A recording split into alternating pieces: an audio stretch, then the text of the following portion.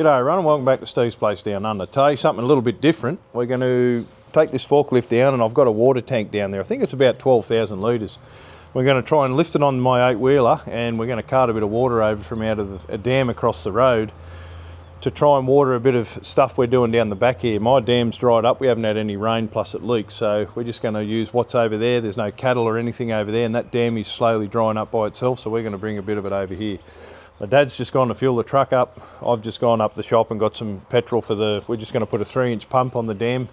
I may not get over there to film that, he might set it up himself, but we'll see. But we might just film loading it and chaining it all on, and then we're going to set a firefighter pump up on the side of it also to just pump through an irrigator, just one single irrigator on where we're trying to water down here. So we'll crank the forklift up, go down and see if it'll lift it. It was sat there with a big crane off my mate's brick truck where it's sitting at the moment, and it was unloaded with my Chamberlain crane, but we're going to try and just get the slippers on this forklift and get in under it, and then hopefully it'll lift it. This is capable of lifting 2 tonne. I don't think the tank could be that, it's pretty thin, so hopefully we might have to put a chain along the top and pull it back into the mast, but I think capacity wise it should lift it. So let's go and see what it does.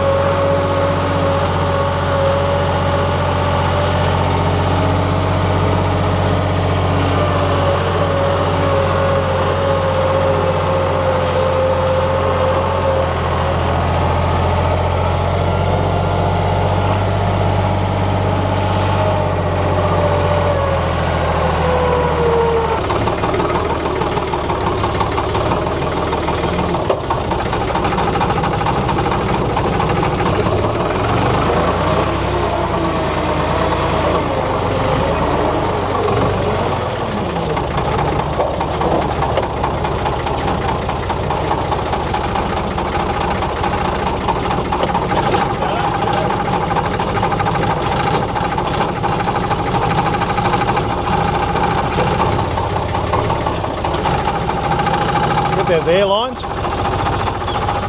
No problem at all, lifted it. Problem is now we're going to have to put it on some timbers and then lift it back down off those because the forks are obviously lower than the rest of it. So here's the old Kenworth.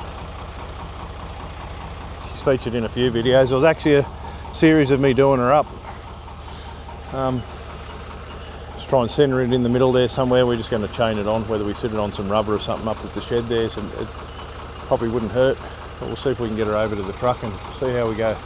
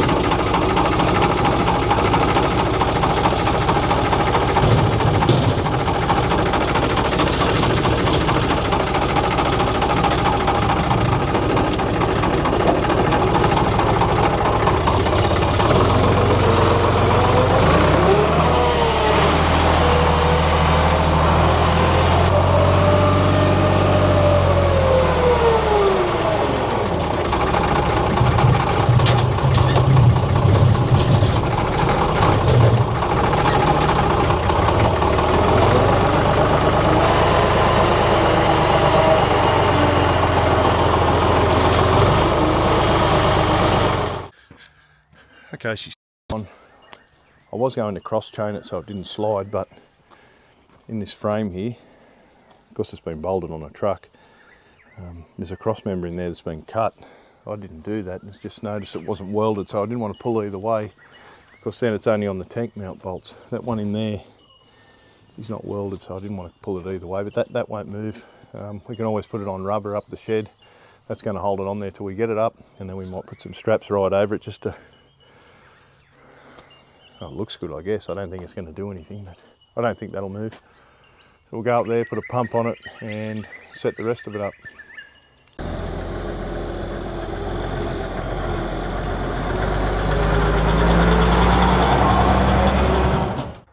Alrighty, a bit of progress here. I end up cross-chaining it, but they're not overly tight, because this back one, the cross members, not welded, as I said. So went and found some hose. We're going to use that to plug into this sprinkler here. And I didn't have a fitting like this with the thread on it, so I had a couple with a hose tail, so I just put some hydraulic hose to join it. That's going to be fine to irrigate with. Out that nozzle there, the pump only idles over, or it builds up too much pressure and doesn't make much of a difference. We've hooked it up. That nylon hose there. It's got a trap in there for the rust in the tank and whatever else goes in there. And then I'm just having a look at this, and you can see these hornets, or these mud wasps, have found a little spot here to... And these have got like a spark arrestor gauze in there, and I think it's blocked because I just started it and you couldn't hear it. You could hear the engine but not the exhaust, and all that stayed there. So I want to give it another go now that I've had a clean out.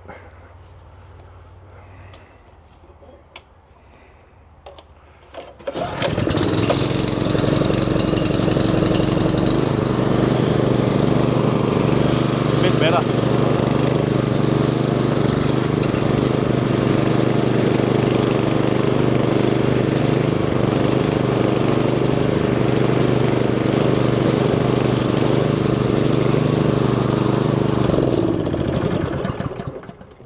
Too long with no water in it. There is water in the housing, but when I tipped it up a bit ran out, but it's probably not enough to lubricate that seal too long. Okay, that's ready to go. It's all fueled up. Dad's ducked across now because I've got some visitors coming just across the road there. He's going to go and put the other 3-inch pump in and see if it works, if it transfers water, and then he's going to come back and get the truck. So hopefully all the pump works, the foot valve and the hoses he took over, and then we'll come back and get that and see if we can get a load on it. Okay, I'm going to interrupt this video to mention a company that reached out to me and wanted to share with me the Bluetti Elite 300, 2400 watt. Now, I'm very impressed with this machine because for those of you who saw last time that I used this, I was away camping starting some of those cars up in the extreme cold. Now, it was cold for us. That night we stayed there in a little humpy donga type setup with barely any insulation in it, so we had some electric blankets, so 2 single beds. We had 2 electric blankets. This thing ran them all night. When we woke up the next morning, it was still at 74%. When all my YouTube friends were over, we had a house full, to say the least, and all the fridges were full, so I had this Azito 12 volt fridge plugged into this Bluetti, and I still haven't charged it. So it run this fridge for 3 days and those 2 electric blankets all night, and it's still only at 52%. This thing is just amazing. So when we cart some water today, we're just going to take this and put it in the car. I thought I'd set it up on the back of the truck before I put it in the car and make it easier to see. So this is actually running the 12 volt outlet this time. You can see it there. This thing draws absolutely no power. Once it's cold and it just stays there. DC output 48 watts at the moment. And still at this rate, it says it's got 1.2 days remaining in it. That's just amazing. And I have got a cord here. Today I will be charging my equipment off it too. If we film long enough, when the cameras and the and the microphones die, I'll be plugging into the USB. I won't be using the 240 today. That's what I used on the electric blankets. And you can see they're actually 15 amp outlets also.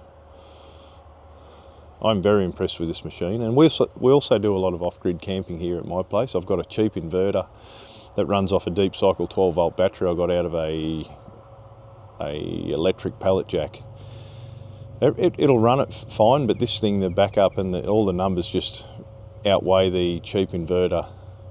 So this thing should run that van for 2 or 3 days, no problem, with the amount of power we use down there with the TV and just the lights and stuff like that. So it was certainly worth taking this on. I get a lot of emails from companies wanting to advertise stuff, but if it's not relevant, I just sort of wipe them.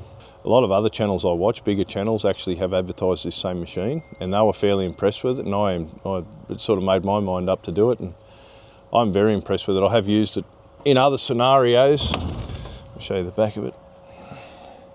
I've used it in other scenarios, but nothing to do with the videos, just sort of testing it out, but not since I've had that on full charge after those blankets. That was just amazing. So thank you, Blue Eddy. I'll put the links in the description. You check out this unit. If you do off-grid camping, if you do anything that involves, even if you're a trader, you want to charge your battery tools, anything like that, please reach out and consider their product. Okay, here we are at the dam. There's a lot of water in it, although the weed is touching the top. It's still enough to get a few load out of until we get the pump actually in the river. We brought some fishing rods over because it was swarming with carp yesterday, and they're fairly easy to catch just with a bit of bread, so give the kids a go at that while we load the truck up. Just going to turn it around because better to turn it around empty, plus the loading point's on the driver's side, so it's facing outwards, ready to go when it's loaded. I'm just going to plug this hose onto the side of it. We've still got to set the pump up though. He did come over yesterday and put a bit of a side in so the pump's sat level. I haven't yet seen where that is. Got to get through the fence, but oh yeah, I can see a bit of a mark over there.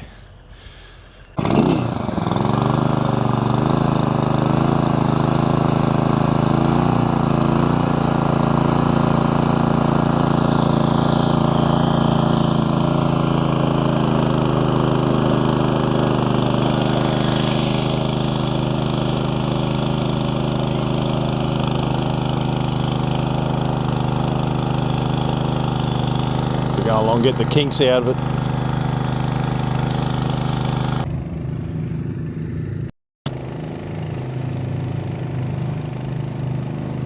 Found a couple of patches out there where there's no weed. There's a lot of fish jumping, but it might be too early in the day, I'm not sure. Usually they love bread the carp in these farm dams.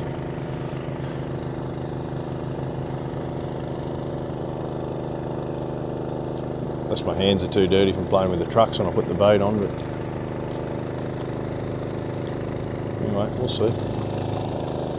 There's a few leaks in this old tank. It's sat around for a long time before we've had water in. I think the last time was my wedding 3 or 4 years ago now. Well,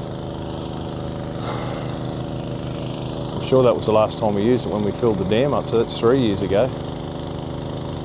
And I got married. Yeah, you can I mean, all that water dripping off the tray is not all from that. That cam lock is leaking. But you can see the dripping off the bottom of the tank. The tank was worn out when I got it, but it's obviously getting worse. I don't know if I can paint something on the bottom of it or what, but get in there and put a lining in it or something.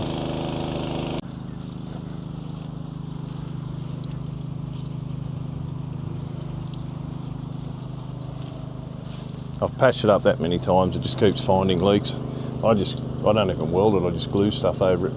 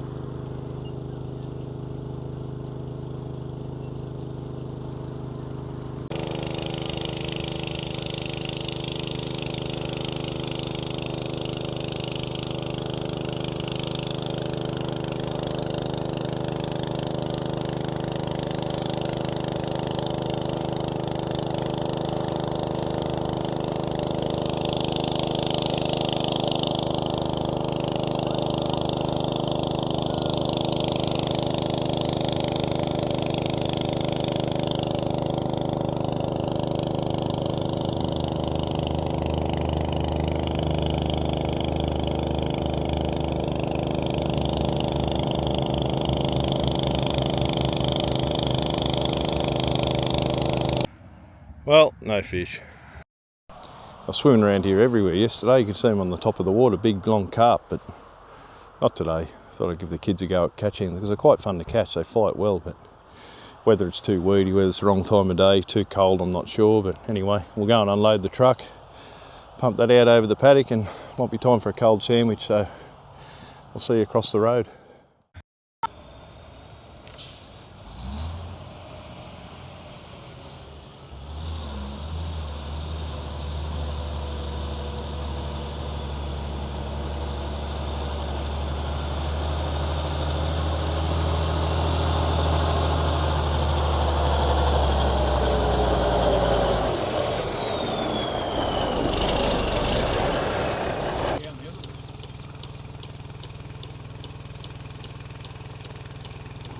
Just needs moving that far down so it's not getting the road.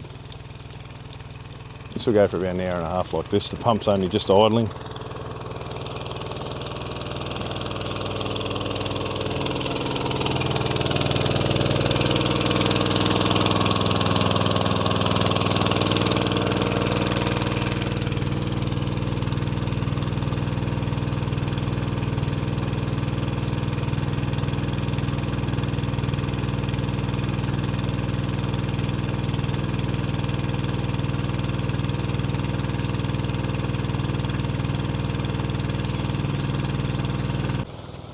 Okay everyone, it's been about 40 minutes, still going well. You can see how wet the paddock's getting. Sunday afternoon, so I'm going to go and do a couple of things while it runs on, and Dad's going to keep an eye on it. Hope you all enjoyed that, something a bit different, not mechanical, but still involved the truck and still showed what we're doing here. So thanks again everyone for watching, and see you all in the next one.